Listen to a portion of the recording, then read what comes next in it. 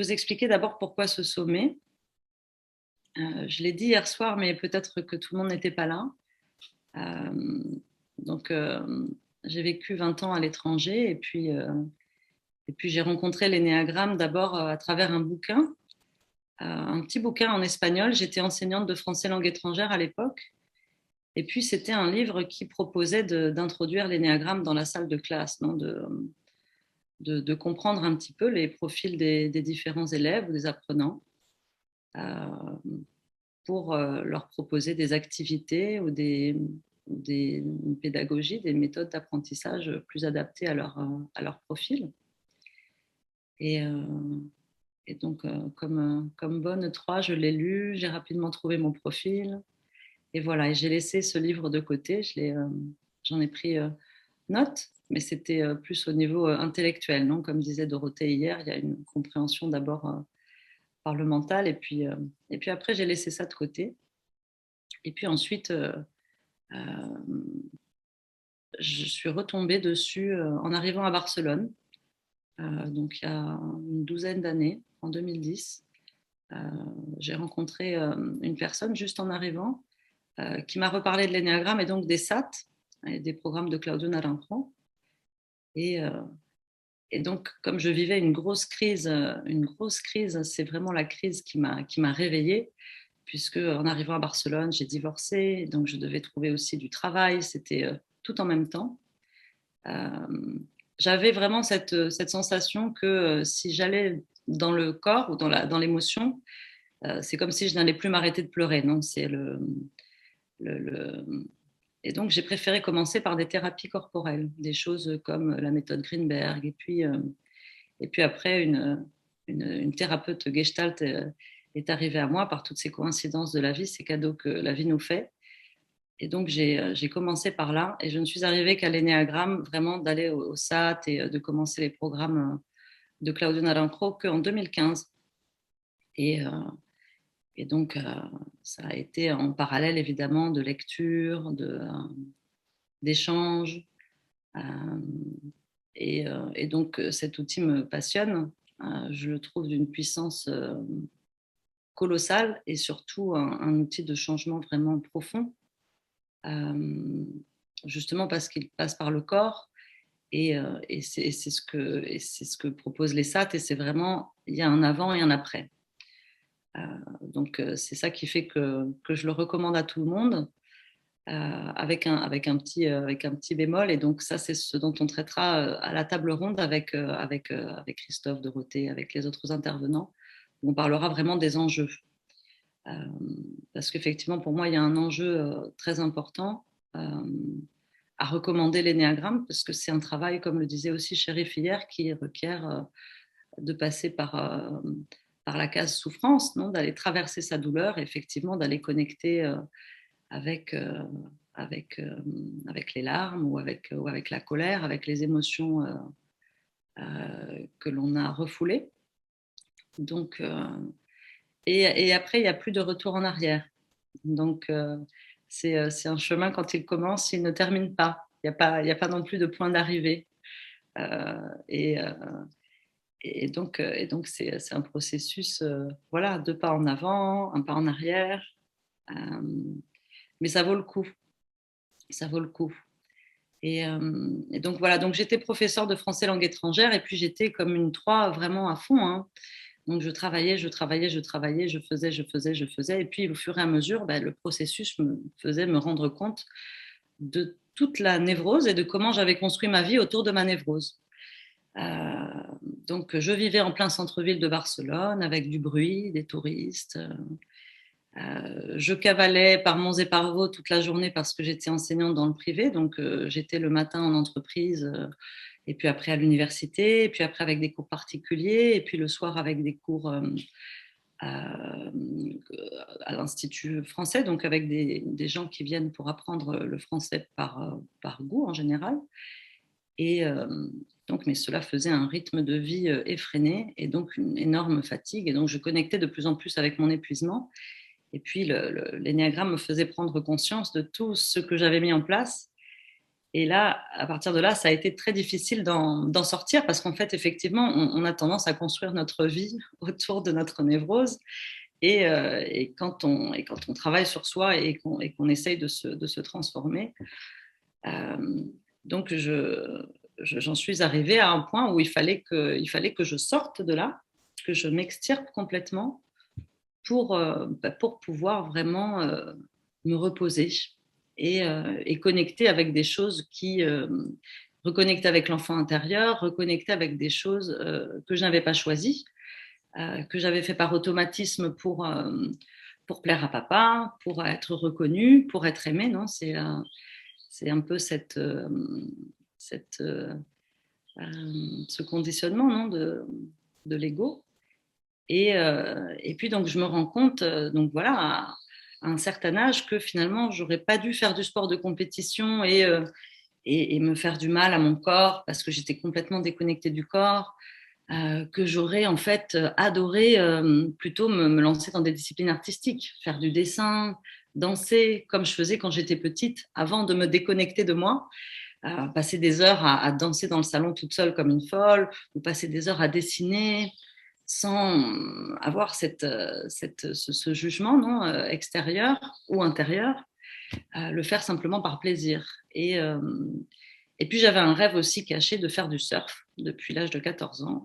J'habite à côté de l'océan et donc voilà. Et donc je me suis dit, voilà, la seule solution, c'est de partir, d'aller me reposer. Et puis donc là, je vous la fais courte, hein, mais c'est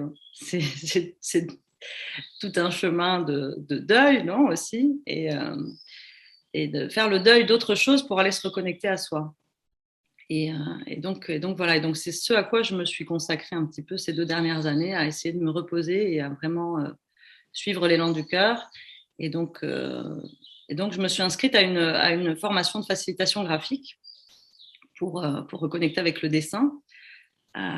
Et donc j'ai suivi un sommet comme celui-ci il y a quelques mois. Et, l'organisateur a dit, quand il a fait sa présentation, qu'il avait fait cette organisation en 3 semaines. Donc, je me suis dit, waouh! Et j'ai tout de suite eu le déclic. Vraiment, ça a été quelque chose comme un cri du cœur. Mais pourquoi tu ne fais pas ça pour l'énéagramme? Pourquoi euh, pourquoi ne pas réunir des gens qui ont la même passion et pour la partager en toute humilité? Parce que vraiment, la facilitation graphique, comme c'est une discipline toute neuve, les gens qui s'y sont mis viennent d'autres horizons complètement différents. Et donc, ça fait une communauté très bienveillante dans l'échange, où chaque intervenant va apprendre de l'autre et va s'inscrire à sa formation pour apprendre. Et je me suis dit, mais voilà. Donc, voilà pourquoi ce sommet. Pour réunir des personnes qui ont des visions différentes, euh, mais qu'on peut partager et desquelles on peut apprendre et approfondir et élargir. Donc voilà pourquoi ce sommet. Et puis après, il a fallu décider d'un sujet parce qu'au début, je n'allais pas présenter, j'allais simplement être animatrice et organisatrice. Et puis donc, notamment Nathalie a insisté pour que je participe. Et au début, j'étais de quoi je vais parler avec ce complexe de légitimité que peut avoir le 3, hein, de ne pas se sentir suffisant, de ne pas se sentir à la hauteur. Et puis, je me suis dit, bah, pourquoi pas allier les deux choses qui me passionnent, qui sont l'éducation et l'énéagramme.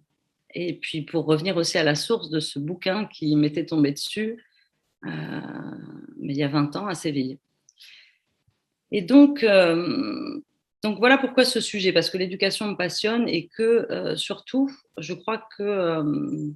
alors là, je vais vous demander quelques minutes euh, pour réfléchir à quel élève vous étiez et quel enseignant vous êtes. On est tous enseignants dans que l'on soit parent, que l'on soit enseignant de profession ou que l'on transmette quelque chose. On est dans la transmission, on enseigne.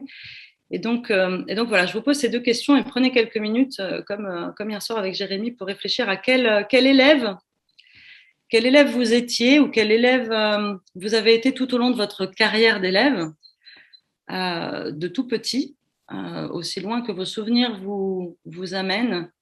Essayez de vous souvenir quel enfant vous étiez, quel enfant élève vous étiez, et puis au fur et à mesure de votre vie scolaire, comment cet élève a évolué jusqu'à l'université peut-être, ou peu importe les cursus de formation ou pas d'ailleurs que vous avez suivis. Quel élève vous avez été? Et puis dans un deuxième temps, quel enseignant vous êtes? Je vous laisse quelques minutes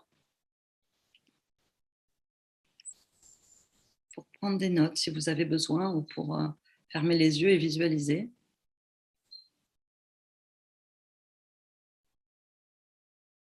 Vous pouvez noter des adjectifs qui vous viennent, ou remémorer simplement des images, des souvenirs, des anecdotes.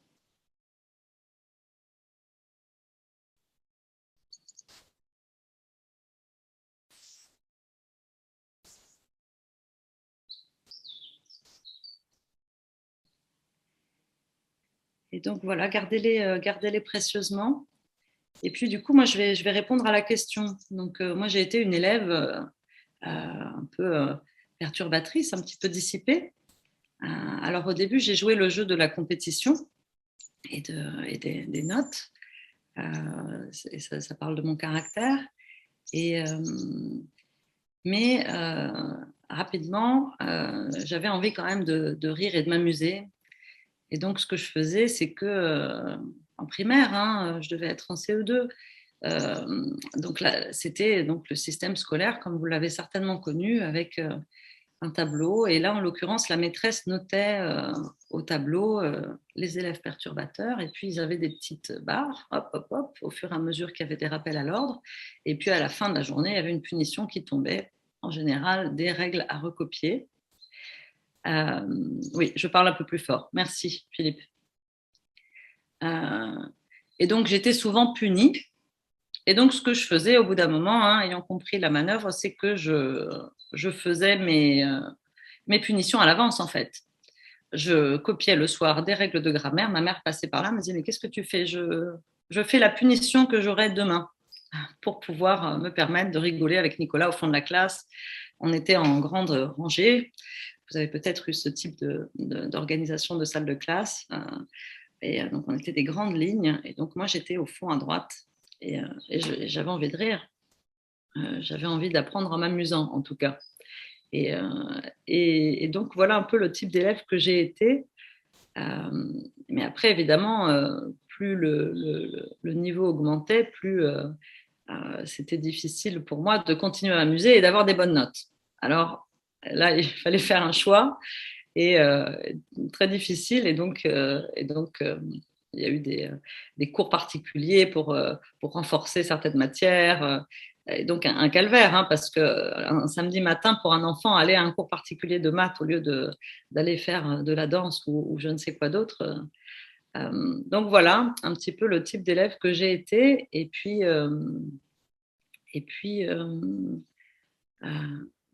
après, à l'université, j'ai été une élève plutôt dans la colère de ces grands amphithéâtres, et où il n'y a pas d'attention à la personne, là où on est vraiment un peu désidentifié. Et,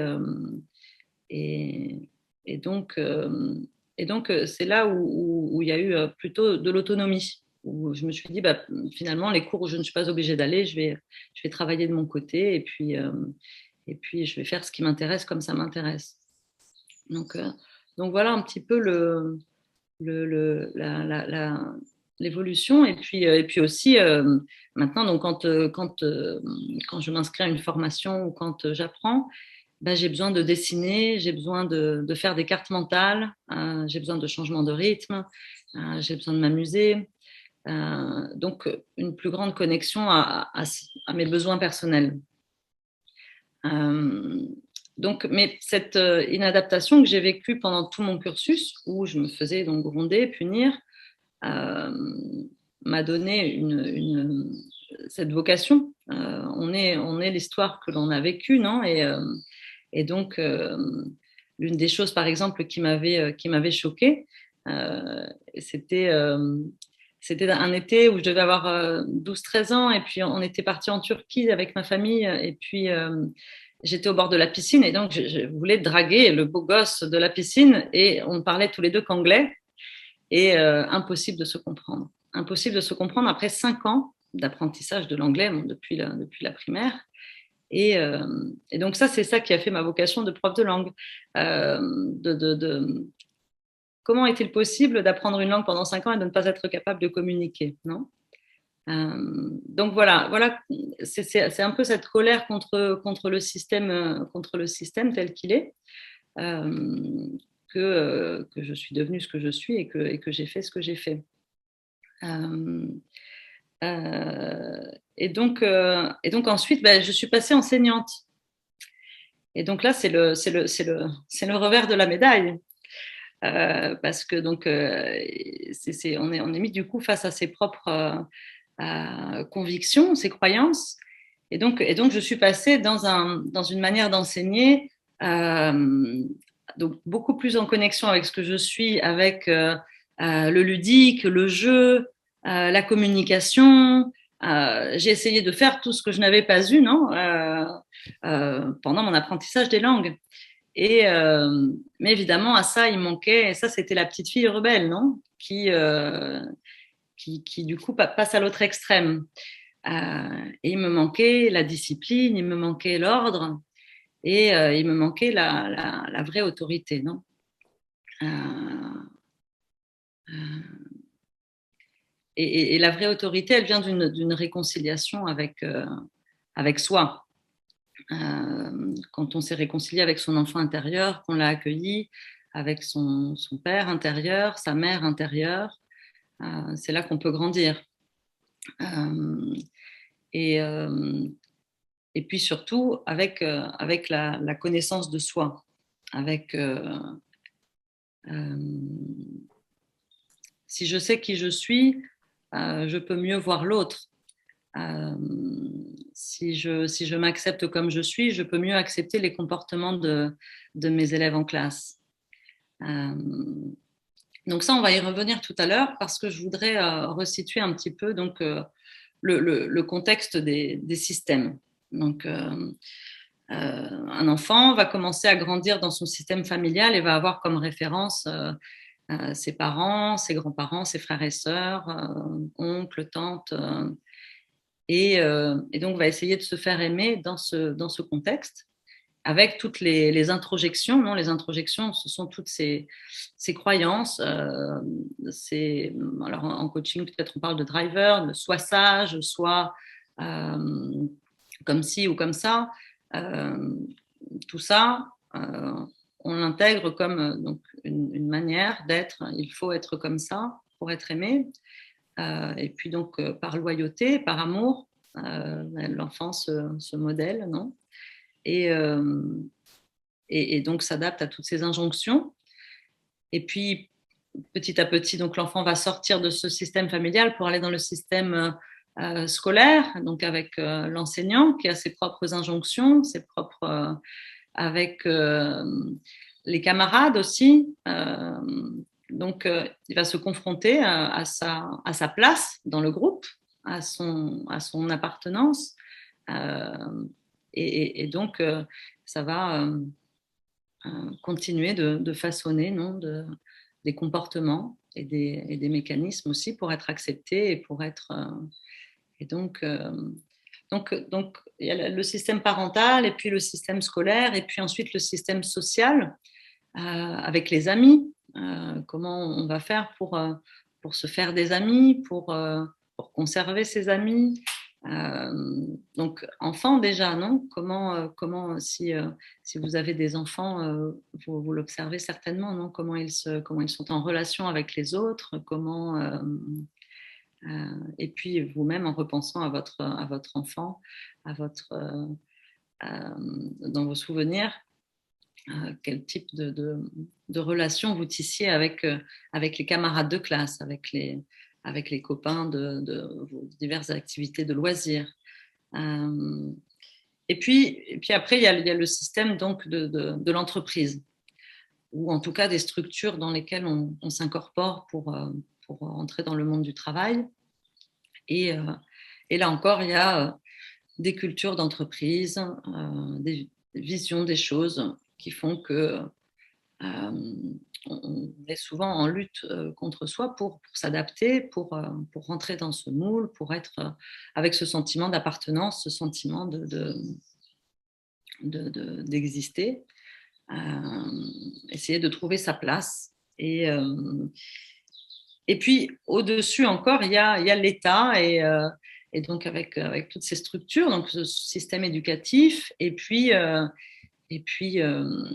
système social ou son système politique, la, la culture d'un pays qui va aussi influencer notre manière d'être et donc aussi notre énéatype, notre base. Non, donc il y a toutes ces couches qui font une espèce de, de constellation, non, qui fonctionne en réseau, qui se chevauchent, qui s'entrecroisent et qui font vraiment tout un tissu, non,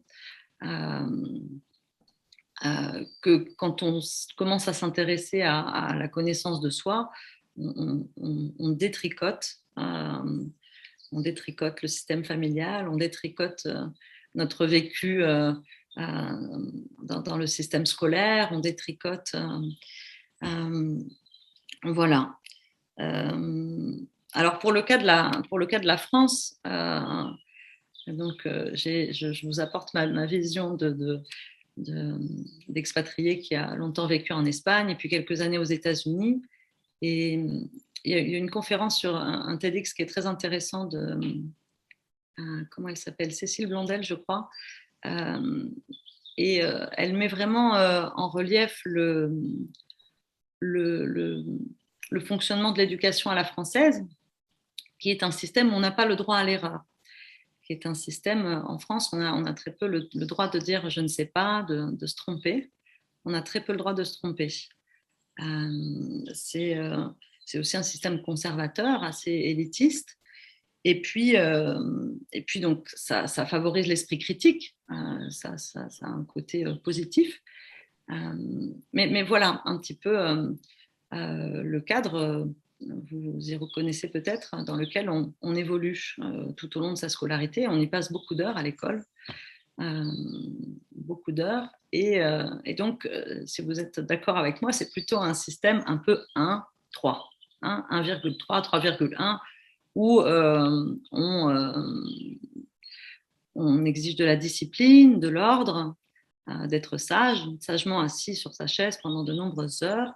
Et puis, il y a aussi ce système de notes et donc un petit peu de compétition voilà. Et donc, que se passe-t-il pour les petits élèves, que peut-être vous aussi vous étiez, qui ne s'adaptent pas à ce contexte, ou qui ont du mal à s'y adapter? Alors, attends, Christophe, je fais une pause pour regarder tes questions. Alors, comment se comporte chaque type à l'école? Alors, typiquement, si vous vous mettez à penser à l'énéagramme, vous allez penser à… toi, Christophe, tu parlais beaucoup du 8, justement, qui a besoin d'exprimer sa vitalité, sa force. Jérémy aussi en parlait hier soir. C'est donc certainement pour un 8, très difficile à l'école. Et donc, c'est certainement les enfants qu'aujourd'hui, sur lesquels on met l'étiquette d'hyperactif, parce qu'effectivement, c'est insupportable certainement pour eux d'être assis sur une chaise et de ne pas faire suffisamment de travaux manuels, de choses corporelles. Donc peut-être que le 8, voilà, c'est le 7 peut-être devient le clown de la classe. Il se met à faire des pitreries pour amuser la galerie, pour aussi sortir de l'ennui et mettre un petit peu plus de gaieté dans ce contexte un petit peu rigide pour lui. Comme le disait Nathalie d'ailleurs dans sa présentation jeudi, le 1 peut faire un excès de zèle justement et être trop sage, trop discipliné et perdre du coup sa spontanéité et son envie de rire ça peut faire ça. Le 3 du coup se retrouve dans cette compétition pour avoir des meilleures notes et donc Ça peut être peut-être que les quatre souffrent de ne pas avoir suffisamment d'activités artistiques, de musique, de dessin, de moments de rêverie. Peut-être qu'un petit 5 souffre de devoir faire des travaux en collaboration, des travaux de groupe, parce qu'il aurait envie de travailler tout seul. Donc peut-être que ça le sort de sa petite case pour l'obliger, mais du coup dans la souffrance. Le 6 qui s'adapte bien, le 6 conservation qui s'adapte bien au scolaire, aux règles, va y trouver son compte, mais du coup va être dans la peur, non, la peur d'avoir une mauvaise note, la peur du regard de l'enseignant, la peur de ses parents peut-être aussi au retour de l'école avec les notes. Donc, on a un système scolaire qui nous bloque. Alors, il y a des scolarités heureuses, hein, bien sûr. Il y a des scolarités heureuses. Et puis surtout, il y a de plus en plus de possibilités d'évolution, hein, même si c'est vraiment à la marge, je crois encore, et c'est ce dont on va parler un petit peu plus tard. Ce que je vais faire maintenant, c'est que je vais vous partager une vidéo. Ah, j'ai pas parlé du 2. Alors, le 2, quand il va pouvoir aider les autres à faire leurs devoirs, il va pouvoir aider quand il va être dans la posture, je pense, d'aidant et de collaboration, justement, le 2 va peut-être être heureux dans un système scolaire plus collaboratif. Et donc, ce que je conseillerais à ces enfants, alors ça, je vais venir plus tard parce que je vais vous parler maintenant je vais vous montrer une vidéo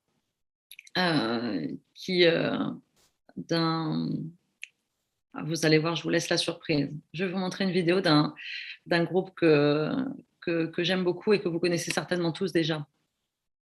Ça s'appelle « Et tout le monde s'en fout ». Et il y a un épisode magique sur... pourquoi je n'arrive pas à partager mon écran? Il y a un épisode magique, voilà, sur l'éducation. La vidéo va très vite, donc ne vous inquiétez pas si vous n'arrivez pas à prendre des notes. Je récapitule après, d'accord? Donc voilà ce que tout le monde s'en fout propose sur sa vision de l'éducation, que je partage. Bon, ça serait bien qu'on reprenne un truc à zéro. L'éducation. Ça va? Je vais essayer de remonter le signal du brouillard de Maxipeur pour trouver il se planque. Tu fais quoi? Je tourne un épisode. Sur quoi? L'éducation. Oh, je fais caca. Mais n'importe quoi. Bah, tu vas leur raconter quoi? T'as même pas d'enfant. Il y a bien des prêtres qui donnent des conseils sur le mariage. Oui, en même temps, je pense que ce serait plutôt aux enfants d'apprendre aux adultes comment les éduquer correctement. Oui. Mais là, j'ai pas d'enfant sous la main, donc je fais avec ce que j'ai. Tu devrais regarder dans la caisse, juste à côté de toi. J'ai tourné une VHS quand j'étais petite, ça devrait t'aider.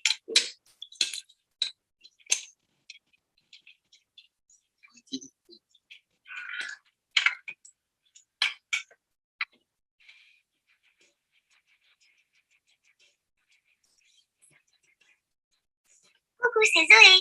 Alors aujourd'hui, le truc que t'as pas compris, c'est l'éducation. Depuis très longtemps, les adultes, ils pensent qu'utiliser la contrainte, le stress, la culpabilité, le chantage de la soumission, c'est une super idée pour dresser les enfants. Par exemple, dans l'Antiquité, les Spartiates, ils organisaient des compétitions entre les enfants pour qu'ils volent du fromage pendant qu'on les fouettait. Et pour consoler ceux qui ratent, on les humiliait. Pendant longtemps, les adultes, ils croyaient Pendant longtemps, les adultes, ils croyaient aussi que si on racontait aux enfants des histoires horribles, ils retiendraient plus facilement ce qu'on voulait les obliger à apprendre. Dans mon livre, ils disent qu'il ne faut pas mettre les doigts dans ton nez, sinon tu vas avoir des narines énormes. Sinon, on a très vite trouvé que ce serait bien de leur mettre des mauvaises notes pour les comparer à ceux qui en ont des meilleures. C'est pour qu'ils apprennent la compétition le plus vite possible. C'est parce que les adultes, ils pensent que dans la vie, au lieu d'apprendre à s'entraider, c'est mieux de savoir comment faut faire pour écraser ses voisins. Mais heureusement, aujourd'hui, il y a Alice Miller qui dit dans son livre que tout ça, ça s'appelle la pédagogie noire. Et que c'est nul. La pédagogie noire, c'est quand on dit aux enfants que si on leur fait du mal, c'est pour leur bien. Allez Albert, tu marches sur des braises en récitant la table de 3 et en mangeant tes punaises. 3 fois 1, 3. 2 fois 3, 6. Allez Albert, j'entends rien quand tu pleures. 3 fois 1, 3. Aujourd'hui, la plupart des adultes, ils pensent que c'est plus important d'apprendre des trucs que de les comprendre. Alors que quand tu comprends pas un truc à l'école, ce serait mieux si tu pouvais demander à ton voisin qu'il t'explique. Au lieu de tout réciter par cœur des trucs que tu comprends pas, ou de te faire punir parce que tu as dû copier. Parce que si tu copies, t'es puni par la maîtresse. Pourtant, aujourd'hui, on sait qu'un enfant, ça apprend mieux en copiant. Ça s'appelle le mimétisme. Oh, un message!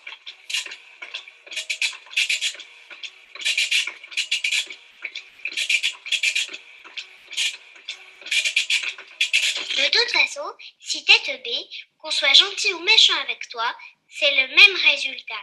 Si t'as pas de talent à la base, ça changera rien pour toi. Tes parents, ils ont oublié de te mettre un cerveau quand t'es né. La neuroscientifique Sama Taraki, elle explique qu'on peut apprendre jusqu'à la fin de sa vie. Que dans la science, il n'y a rien qui prouve qu'il y a des personnes qui naissent en sachant des trucs mieux que les autres. Ça veut dire que le talent inné, ça n'existe pas. Elle dit aussi que quand on répète à un enfant qu'il comprend rien, tout ce que ça fait, c'est fabriquer des armées d'adultes qui n'ont jamais rien appris. Bonjour, je suis le président de l'Amérique et j'ai trouvé une solution pour tuer tous les virus. Il faut manger de la légume. Et pour que quelqu'un il apprenne bien et qu'il devienne super fort, il faut d'abord de l'entraînement, puis après du soutien. Et ensuite, il faut que sa motivation, elle soit détachée du besoin de validation des autres. Et ça, c'est très important. Ça veut dire que quand les adultes, ils projettent leur attente sur les enfants en criant, ils les empêchent de s'éduquer. Oh, encore un message.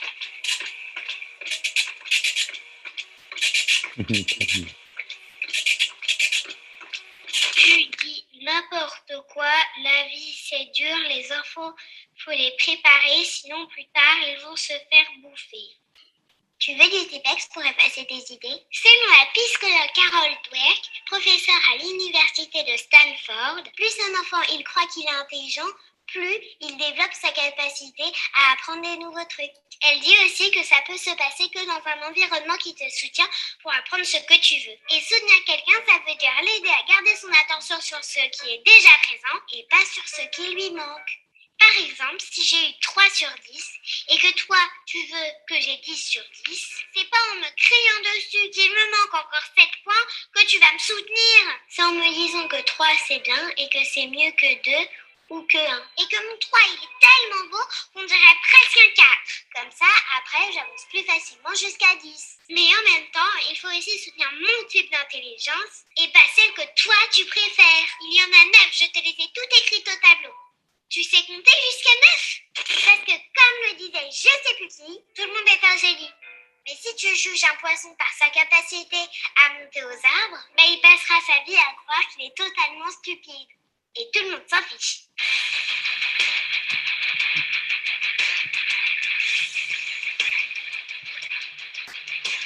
Oh. Ça y est, j'ai trouvé, regarde. C'est quoi? C'est le dernier immeuble qu'a acheté Maxicorp pour installer ses data centers. C'est un immeuble parisien? Oui, souvent les entreprises qui stockent des données. Je vous enlève la fin. Voilà. Alors, pour récapituler un petit peu, parce que ça va très très vite dans la vidéo, effectivement, il parle de contraintes, de stress, de culpabilité, de chantage à la soumission et d'humiliation, de peur, de punition, de compétition, et de apprendre versus comprendre, que copier, finalement, c'est pas mal, parce que par mimétisme, on apprend. Que pour bien apprendre, il faut de l'entraînement, mais surtout du soutien, et que la motivation soit séparée du besoin de validation, et qu'il faut garder son attention à ce qui est déjà présent, ce qui est déjà là. Et je vais vous répéter les 9 types d'intelligence qui sont la visuelle spatiale, C'est tout ce qui a trait, par exemple, à comment on s'oriente, l'observation aussi de l'environnement. L'interpersonnel, donc ça c'est le rapport à l'autre, les relations. Naturaliste, ça va être tout ce qui a un rapport avec la nature, avec l'observation des plantes, des animaux, de tout ce qui nous entoure, de la terre. La musicale, développer son oreille musicale, écouter de la musique, faire de la musique. Corporelle, donc tout ce qui est lié au corps, hein, le mouvement, la danse, la motricité. Existentiel, ça c'est ce qui va être plus lié au spirituel. Logico-mathématique, donc ça. Verbal, donc la syntaxe, l'expression, la parole, et intrapersonnel, donc en rapport avec soi. Et donc une citation, je crois que c'est Nietzsche d'ailleurs. Si tu juges un poisson à sa capacité à monter aux arbres, il passera sa vie à croire qu'il est totalement stupide. Voilà un petit peu le message de cette vidéo. Donc c'est un constat. Et donc, comment trouver sa place dans ces systèmes, ce système, la société. Donc, je vais aller un petit peu vers donc ce conditionnement qui fait que au moment de choisir des études, par exemple, au moment de choisir son orientation, on parle d'orientation d'ailleurs dans le lexique scolaire, comment on choisit son chemin. Donc, quand on vient de tous ces systèmes, non, du système familial, du système scolaire, donc, qui nous formatent un petit peu, et bien souvent, on choisit une orientation professionnelle, une orientation de vie qui n'est pas la voie du cœur. Et donc, notamment en France aussi, ce qui est la particularité, c'est qu'on a une tendance à l'hyperspécialisation. Et donc, ce qui fait que oui, effectivement, il faut choisir et il faut écarter surtout. Donc, ça peut mettre de côté des pans entiers de notre vie, de nos intelligences. Alors, quelquefois par manque de temps et quelquefois par déconnexion totale de ce qui vraiment nous fait du bien et nous relie à nous et nous connecte. Ce développement de toutes ces intelligences, non, de l'intelligence naturaliste, l'intelligence musicale, l'intelligence, tout ça nous fait du bien à tous, même si effectivement, on pourrait s'amuser à faire le lien entre chaque type d'intelligence et un énéatype, mais réellement, notre être, quand on est dans notre essence, l'enfant, par nature, l'être humain est curieux de tout et a envie d'apprendre. Et donc, dans la vie adulte, il peut se passer à un moment donné, voilà, ce point d'arrêt pour un changement de direction, non ? Et on se rend compte, quelquefois, voilà, que ce qu'on a vraiment envie de faire, c'est pas ça, c'est pas ce pourquoi on a été formaté, ou peut-être qu'on a choisi pour faire plaisir aux parents, pour faire plaisir, mais vraiment ce que l'on ressent au fond de soi.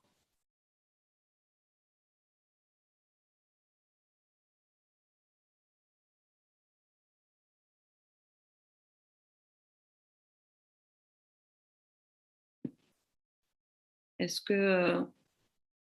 Ouais. Ah, le son a été coupé ? C'est juste pour moi. Ah, d'accord. Ok. Donc, je reprends. Oui, pour se permettre d'être soi, de s'écouter et de reconnecter à soi, de reconnecter à sa confiance en soi, à croire en soi. Donc, ça demande mais quelquefois une crise existentielle, quelquefois des prises de conscience, le burn-out. Il y a beaucoup de manifestations qui sont en premier toujours corporelles. Ça se passe toujours d'abord dans le corps. Le corps nous donne des messages en permanence sur ce qui nous va bien ou pas. Et donc voilà. Et donc on se retrouve quelquefois confrontés, voilà, à ces crises pour redéfinir. Et je crois qu'avec justement ce que nous sommes en train de vivre au niveau mondial en ce moment avec la pandémie, ça a permis à beaucoup de gens de se remettre face à soi et d'opérer des changements de direction. Mais donc pour en revenir un petit peu à la salle de classe, donc, ce qui se passe avec tout ce système que l'on a entre les mains, non, un système scolaire qui fonctionne avec cette culpabilité, la peur, la punition. On a fait donc des adultes névrosés, souvent. Et donc, dans cette salle de classe, il y a les élèves, mais il y a le prof aussi.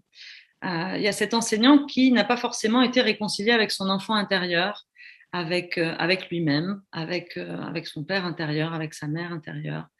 Et donc, il y a cette alchimie qui se joue aussi entre qui est l'enseignant et qui sont les enfants, les apprenants, les élèves autour. Et donc, il y a comme... ça fait comme un triangle, non, entre voilà, il y a la famille, il y a le système éducatif, et puis il y a les enfants là, et ça se joue en miroir. Donc comme le disait Jérémy hier soir, donc quand un enfant, les enfants viennent en maître, non, à nous apprendre un petit peu, nous faire réviser des consciences de nous. Et donc, avec un enseignant, ça va être la même chose. C'est-à-dire qu'un enseignant a autant d'élèves qui lui font miroir sur des choses qui n'ont pas été résolues chez lui, qui n'ont pas été... Donc, ça peut être difficile, douloureux. On est confronté à son autorité, on est confronté à sa confiance en soi, on est confronté au fait d'être aimé. Donc... c'est un terrain très riche où les parents aussi sont de plus en plus présents dans la confrontation avec l'enseignant et dans leur propre confrontation avec l'éducation de leurs enfants.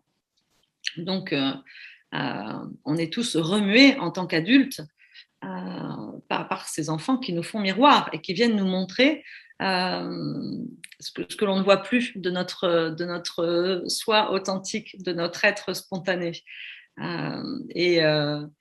Et donc, il n'y a qu'un enseignant conscient de soi qui peut être dans l'acceptation, dans la présence à l'autre, que ce soit dans les échanges avec les parents, dans les échanges avec les enfants.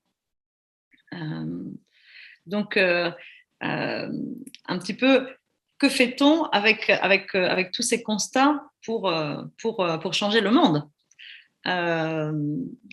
Ici, la question, c'est vraiment comment améliorer nos relations. On a vu avec toi, Christophe, comment améliorer nos relations de couple.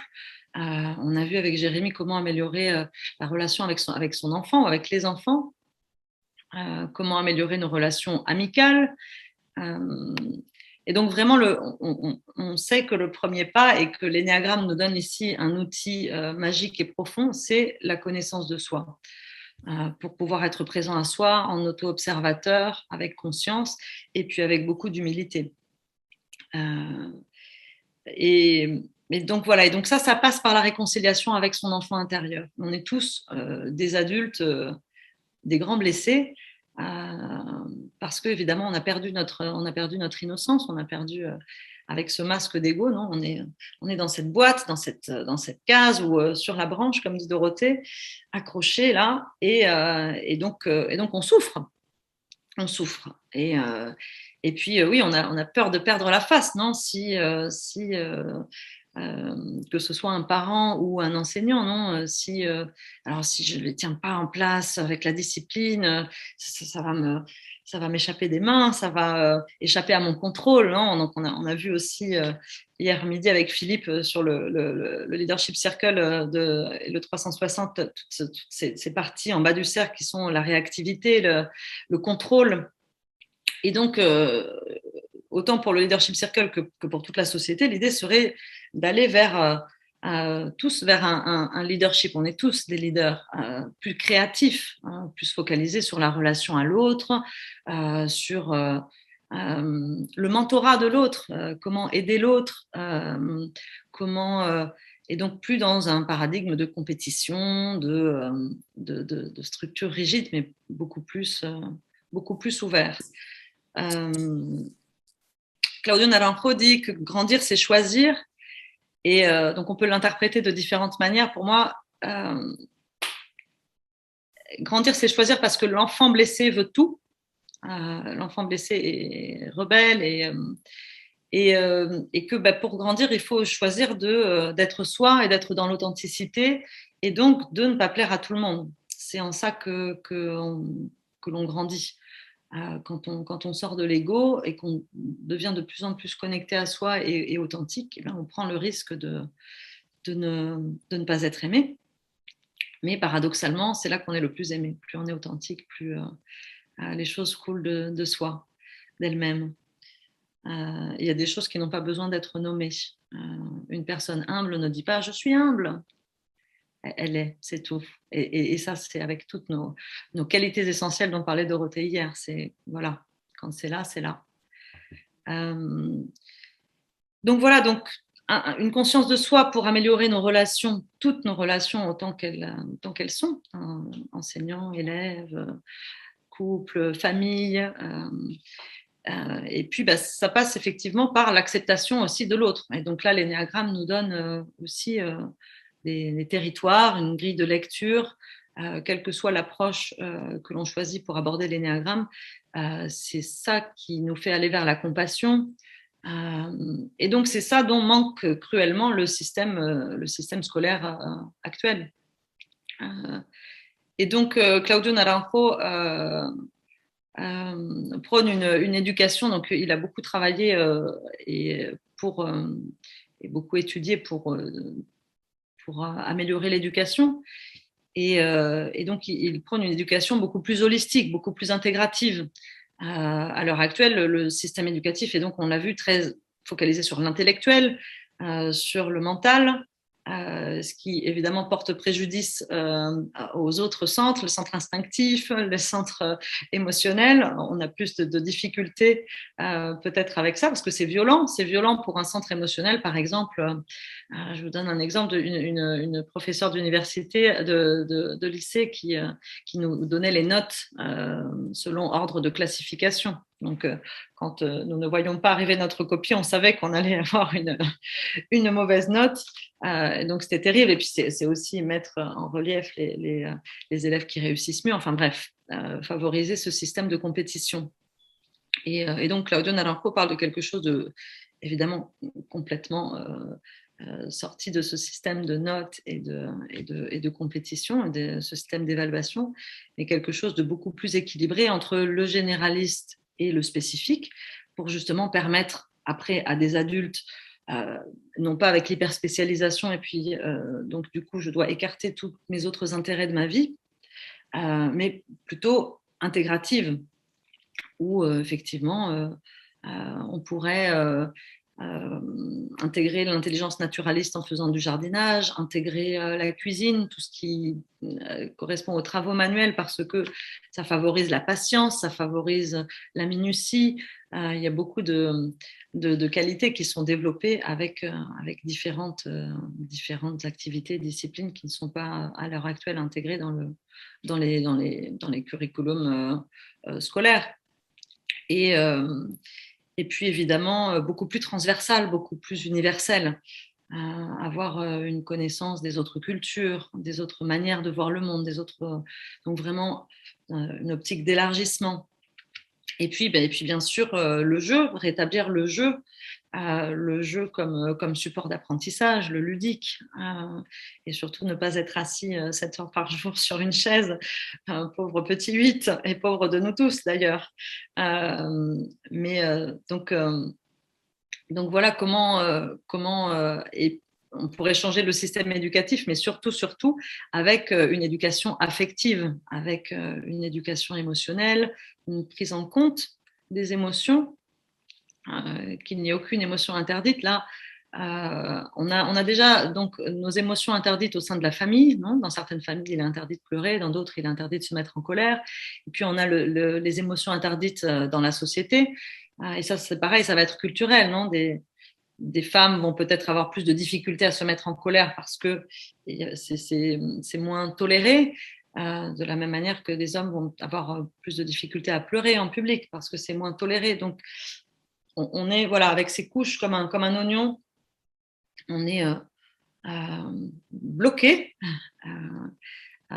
Et donc voilà, cette possibilité d'exprimer des émotions, d'être beaucoup plus connecté au corps. On a parlé hier beaucoup avec Chérif du mouvement authentique, du psychodrame, du yoga. Là, on a fait de la méditation en début de séance et je crois que la méditation est un outil magique vraiment à utiliser en classe.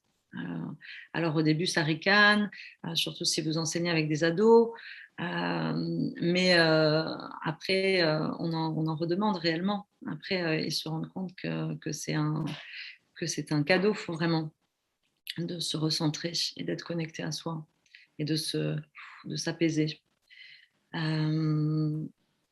puis aussi des outils. Je pense à la carte mentale parce que j'en fais beaucoup. La carte mentale, notamment dans la prise de notes, favorise le travail de l'hémisphère gauche et l'hémisphère droit du cerveau. Donc maintenant, les travaux en neurosciences nous donnent de nombreuses pistes pour faire évoluer les manières d'apprendre. Et donc, la carte mentale permet à la fois aux créatifs de faire vagabonder son imagination et à la fois aux logico-mathématiques de mettre un cadre et d'organiser l'information. Donc voilà, on a maintenant de nombreux outils à notre disposition. Mais voilà, moins de science, moins de mesurable et plus de cœur. Il y a beaucoup de choses dans la salle de classe qui ne se mesurent pas. L'énergie du groupe, la bienveillance, la compassion, tout ça ne sont pas des éléments mesurables et c'est cependant ce dont on a le plus besoin, je crois, à l'heure actuelle dans la classe, dans l'école, dans la société. Et voilà. Émilie, Parfait. il est 12h30.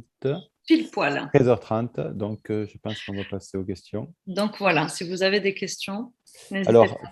par contre, moi, je ne sais pas si je les vois, les questions. Je ne suis pas sûr de les voir. Dis-moi, toi, si tu as Alors des moi non questions. plus, je n'en vois pas. Attends, je vais regarder si le chat est bien. Oui, normalement, vous pouvez poser vos questions. C'est qu'il n'y a pas de questions, peut-être? Moi, j'aurais un témoignage à faire, si tu veux, par rapport à ce que tu viens de dire.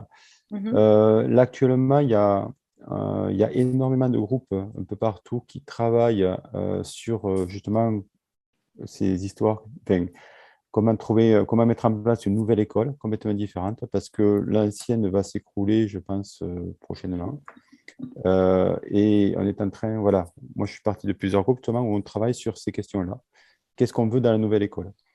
Et pour information, il y avait, entre les deux guerres, il y a eu une tentative en France qui est très peu connue, qu'on appelait les écoles libres, et qui avait pour principe d'avoir un prof pour à peu près entre 60 et 1000 élèves. Hein. Donc, en fait, c'est le prof, il n'était pas là pour apprendre, il était là pour gérer un petit peu que ça se passe plutôt bien.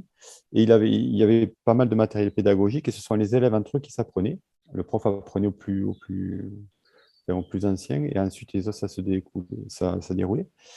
Et ça marchait plutôt bien, ça donnait des résultats assez spectaculaires, mais ils ont arrêté pour une raison principale, c'est que tous ces enfants qui sortaient de là ne reconnaissaient pas l'autorité. Et donc, on ne pouvait pas les envoyer à la guerre. Et on ne pouvait pas faire d'eux ce qu'on voulait. Donc, en fait, ils ont arrêté, ils ont mis en place le système qu'on a actuellement, qui est basé justement sur la soumission à l'autorité, ainsi de suite. Donc, ça a été quand même, quand tu lis les écrits des personnes qui ont mis en place notre système, les premiers écrits, ça fait froid dans le dos quand même. Voilà. Donc, c'est normal que ce soit comme ça, puisque ça a été voulu comme ça. Maintenant, c'est vrai qu'on peut proposer d'autres systèmes. Alors, Sylvia, tu me demandes quels sont les types d'énéatypes mieux préparés pour enseigner ou quel est l'atout que chaque énéatype doit utiliser. Tout simplement son essence, non ? Je crois que chaque énéatype, justement, tire sa force de son essence quand elle est authentique. On voit que les 9 sont de très bons leaders parce qu'ils transmettent cette paix, non, cette sérénité. Si le 3, par exemple, fait des activités un petit peu compétitives, mais sans répercussion, par exemple, sans notes ou sans système de récompense ou sans système de validation qui viendrait, ça peut être incorporé dans le jeu. Le 2 va naturellement mettre en place des systèmes dans la classe où il y aura de l'entraide. Donc, chaque énéatype, en tant qu'enseignant, va faire sortir de lui-même son cadeau, non ? Ce qu'il offre vraiment. Le 4 va prendre certainement beaucoup de plaisir à partager de la créativité, de la profondeur, à philosopher, à faire des débats, à faire expérimenter dans l'artistique ou à parler d'art, enfin en tout cas, ou même avec la connexion émotionnelle, c'est-à-dire que peut-être un enseignant 4 naturellement va faire parler les élèves de leurs émotions ou en tout cas va exprimer les siennes. Et donc, quand on se permet d'être soi dans son essence, on permet aussi à l'autre de l'être. Finalement, ce que l'on fait quand on est dans le contrôle, dans la rigidité, c'est que ne nous permettant pas nous-mêmes d'être, on interdit à l'autre, non ? On est dans la rigidité avec l'autre. Et plus on est en connexion avec soi, en paix, plus on laisse surgir.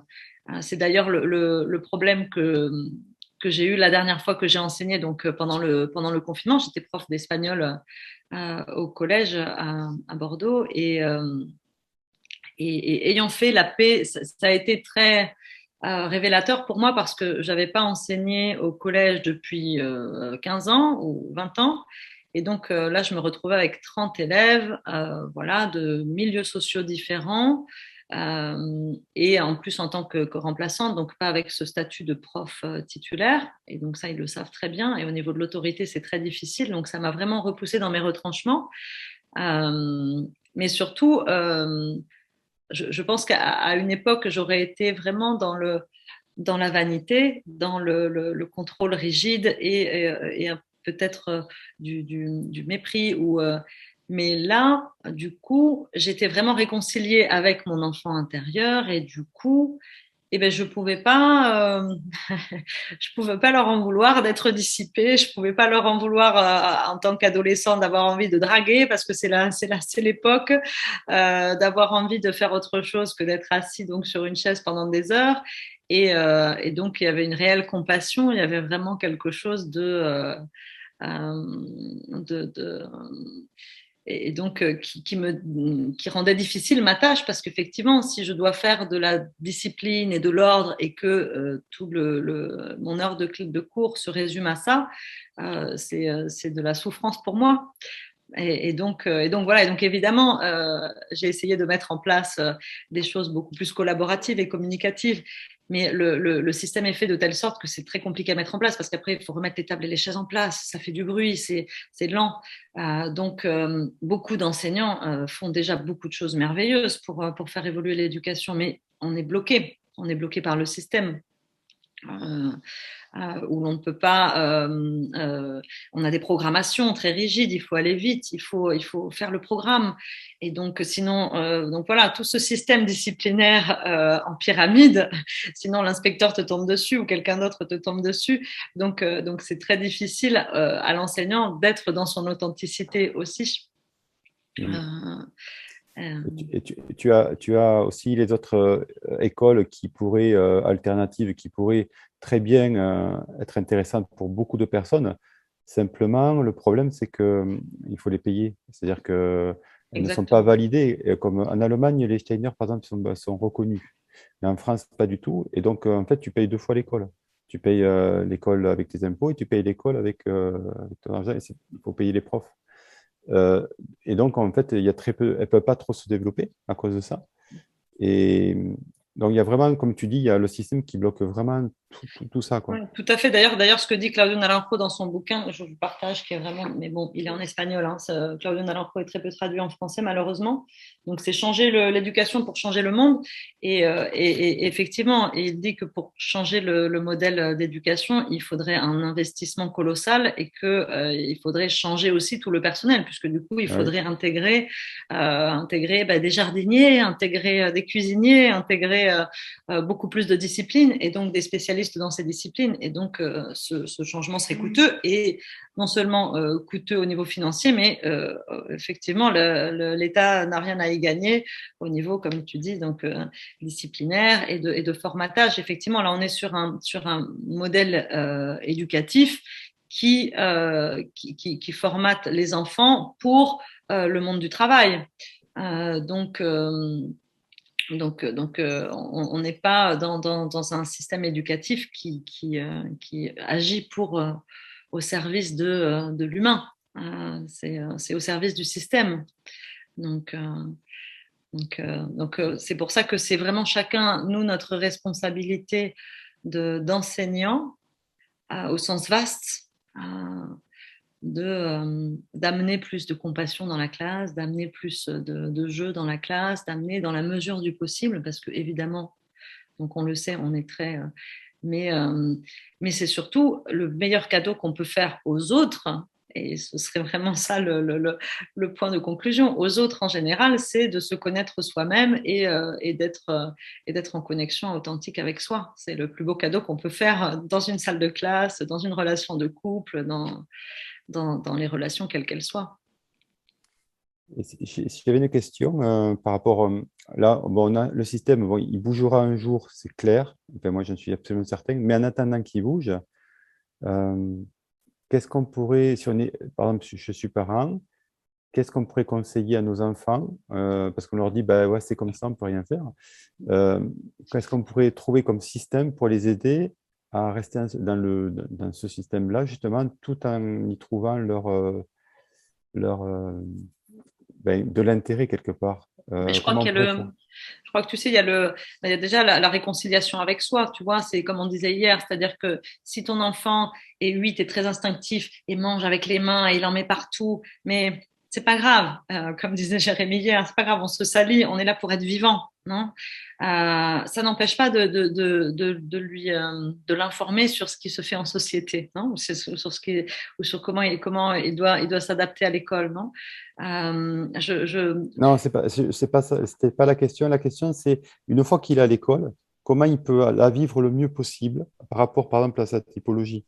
Par exemple, moi, qui suis une typologie 4, je me rappelle qu'à l'école, pour m'adapter, en fait, pour y arriver, en fait, je passais beaucoup de temps à dessiner. Par exemple, je dessinais et j'écoutais, mais je dessinais beaucoup parce que je m'ennuyais beaucoup, donc je dessinais. Donc, c'est ça, les stratégies, elles sont déjà là, en fait. Je crois que chaque enfant, tu vois, quand je disais le 7 va faire le pitre pour faire rire, moi, j'achetais mes punitions en copiant les règles de grammaire pour le lendemain.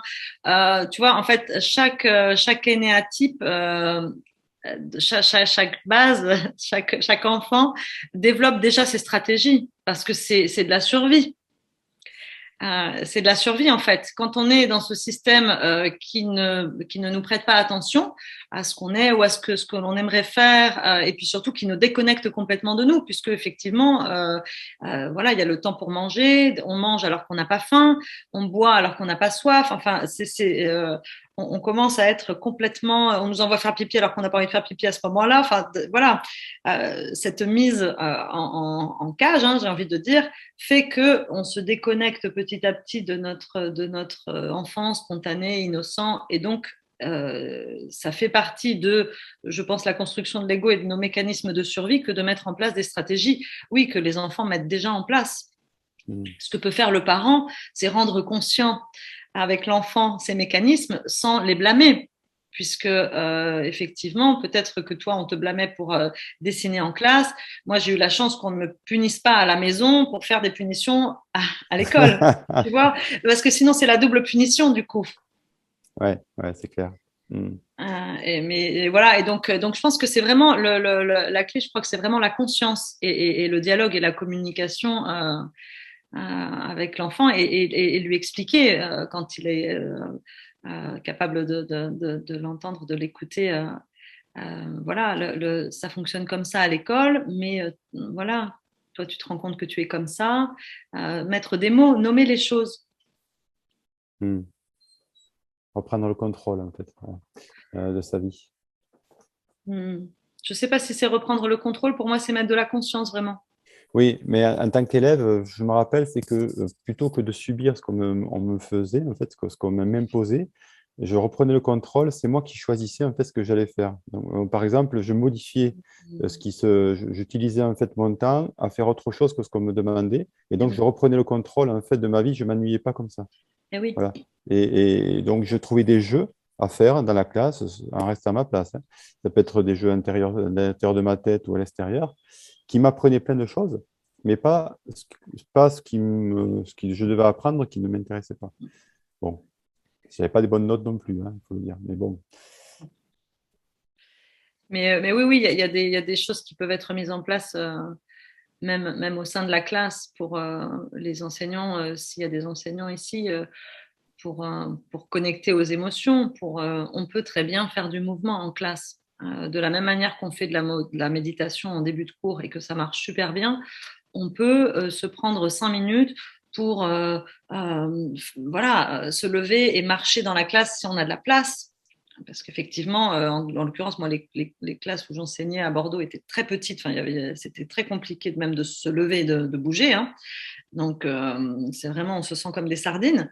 Mais si on a une classe suffisamment spacieuse pour se lever et marcher un peu, ou, s'il est possible, sortir des murs. Alors, sauter sur place, comme dit Alexandra, s'il n'y a pas d'étage en dessous, ça peut le faire. Sinon,